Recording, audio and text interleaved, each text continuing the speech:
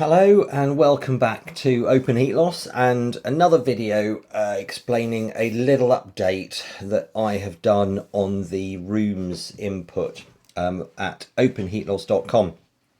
Now I'll just go through the updates very quickly and the reasoning why. So here I have a bedroom that I've added into a project. As you can see, there's nothing much in here at the moment. But what I've done here, so this is the little update here, which is around being able to create segments on room geometry.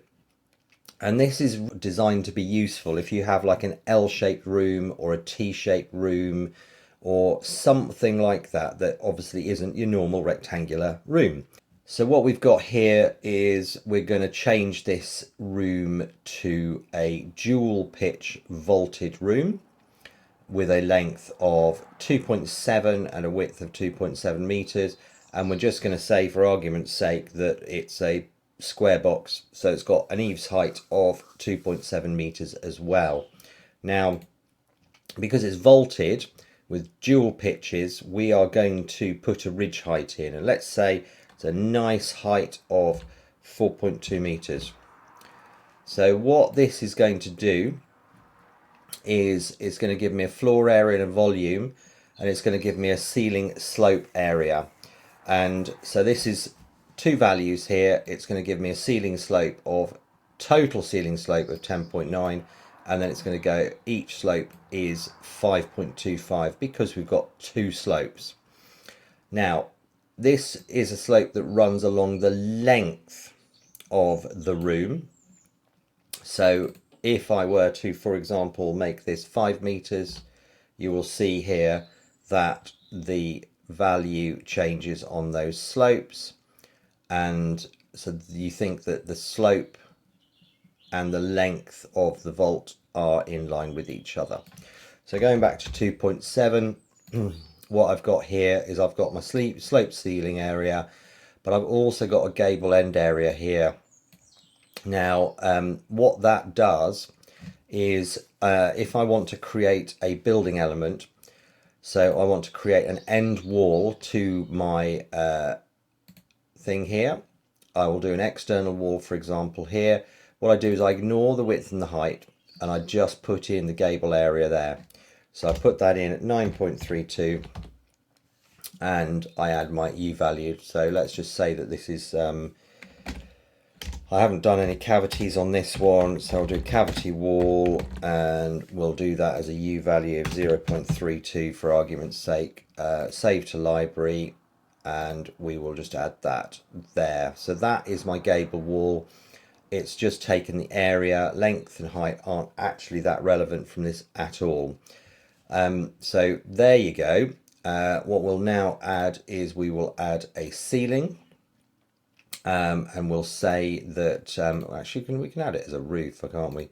We can just put it in there as a roof because it's obviously a ceiling. That this one, for imagination's sake, is a roof ceiling that faces the outdoors. Again, what we're going to do is we're just going to put each slope at 5.45 meters on this, and again I'm going to add a roof U value. We've got good amount of insulation, 0.17, save to library, and bung that one in. So here we have one of those, and then we'll do the other roof, and we'll do the same thing for 5.45 meters, apply from library, U value. So that gives us the different roof, and that gives us the gable end.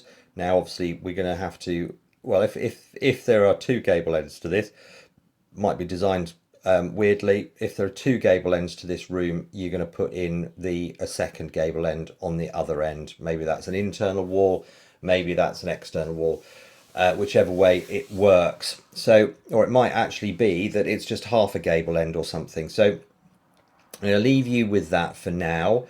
So that is going to give you an idea of how this room geometry works with respect to a dual pitch. What we'll do now is we'll just add another room, and we're going to say that this is bedroom 3. And on this one, what we're going to say is we're going to say that actually when it comes to the segments, we're going to add a segment in here.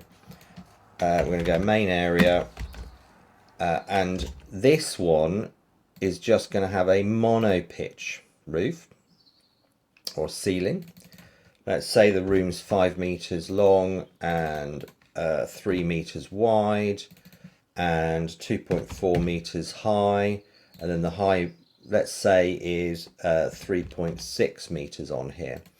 So again, what this does is that this calculates the sloped ceiling area for you.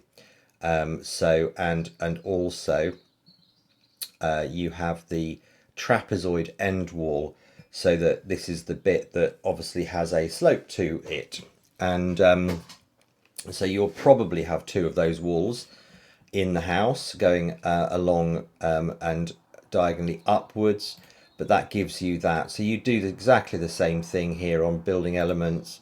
You add in your roof or ceiling or whatever it might be, and then what you do is you ignore here length and height, and all you put in here is you put the sloped ceiling area of 16.16, sorry, and for argument's sake we'll just put it in there as as a roof. So that's how you do that. Same thing is on the walls. We'll just call these yeah, why not, external walls as again, and we're going to have 2 at 15 meters area, and we're just going to say that these are also external things. So you've got your 2 elements there, 15 like so, and apply from there. So there's your trapezoidal end walls and your sloped ceiling area. Now let's say, for example, this was a bit of a funny room and it actually had an L-shaped on it. What we're then going to do instead is we're going to add now a small area, or we'll call it long area. So next to this, we're going to call this a ceiling flat, and we're going to just say that this is 6 meters, and we're going to say that the width of it is 3 meters, so it's fairly long, and we're just going to say this is a standard 2.4 meter height. And we then have, with both of these segments, it has added my total floor area of these 2 segments in here, so that what I can do is that if I need to, I can simply say, so as you can see here, you've got a floor area here of 18 meters on this segment and a floor area there of 15 meters on that segment, combined 33 meters squared. So what we'll do, we'll just add a floor here, and we will go onto this floor, and instead of putting in a 2 times whatever, we can just put in the total 33 meters squared. Okay, so that's the combination of the odd shape, and then we can just add a U value there. I've just obviously not added anything from library, and it's coming at 0.1, so it's obviously very highly insulated.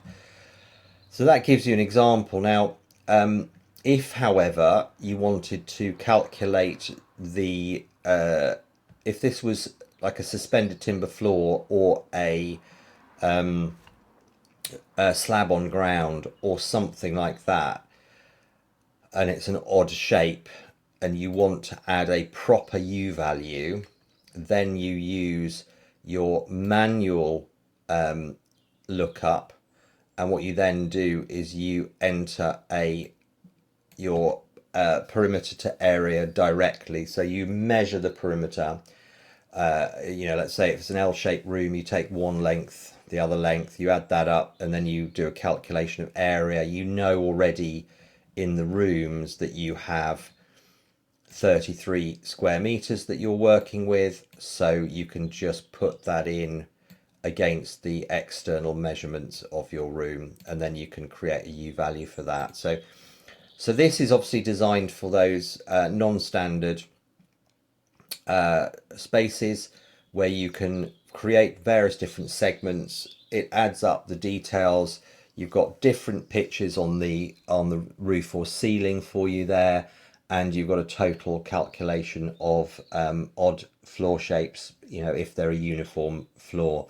But obviously, if one floor is internal and one floor is external, you can obviously break down your floor areas as well, how you want. So just a little bit of an update on how the room editor now has the ability to do segments and pitches of ceiling types as well, and to give you very simple ways of calculating the overall areas and the changes dependent on those geometrical elements. So I hope that was helpful.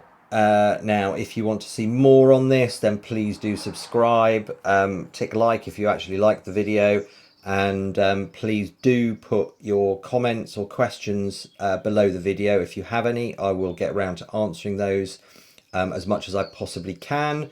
Otherwise, I look forward to seeing you in the next video. Thank you very much.